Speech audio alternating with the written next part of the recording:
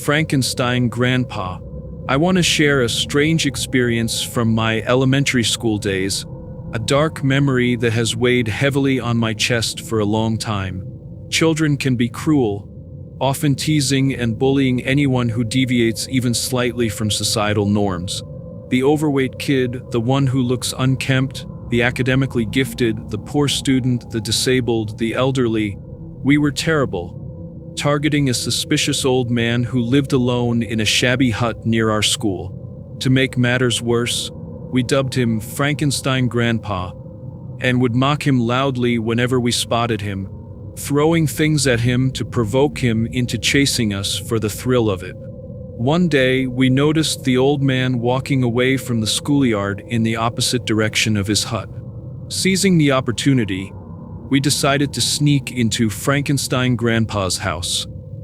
His hut resembled a dilapidated barn from an old farm, lacking even a window. We had peeked inside a few times when the door was open and saw a single bare bulb with an umbrella shade flickering, casting an orange glow in the windowless interior.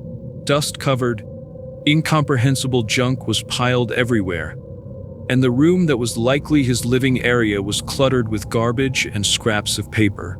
It was so filthy that I questioned whether he even took off his shoes indoors, resembling a barn that had been neglected for 10 years.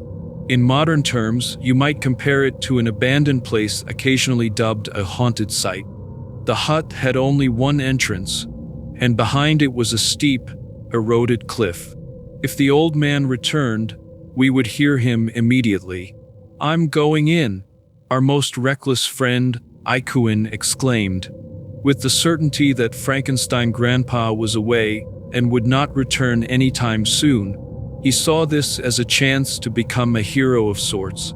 As he pushed open the old door, the darkness inside enveloped him, and there was, of course, no sign of anyone else. Watching Ikuin step further inside sparked a mischievous impulse among us. Suddenly, we slammed the door shut from both sides. We intended to trap Ikuin inside to tease him. Ugh! Ikuin's panicked scream shattered the silence. "Help! Help! He's coming! What an idiot! Why is he so scared?" We burst into laughter at Ikuin's terrified cries. "He's here! He's here! Let me out! He's coming this way!"